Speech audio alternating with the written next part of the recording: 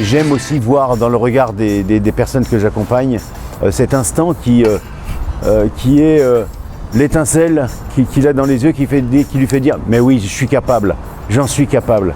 Et ça pour moi, quand le sportif a trouvé ce déclencheur, je suis le plus heureux des hommes.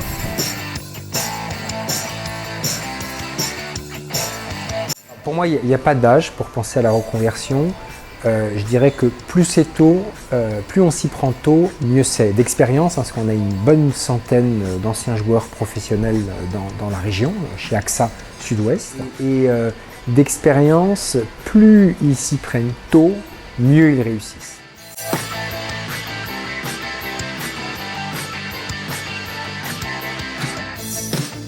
Pour ma part, j'ai quelques idées, mais ça reste quand même assez flou et je ne suis pas arrêté sur un métier au sens strict. Donc voilà, j'ai besoin d'être régulier et c'est vrai que des journées comme celle-ci me permettent pas d'y voir plus clair, mais au moins de savoir ce qu'il faut faire pour pouvoir m'aiguiller. On est en relation directe avec des potentiels employeurs.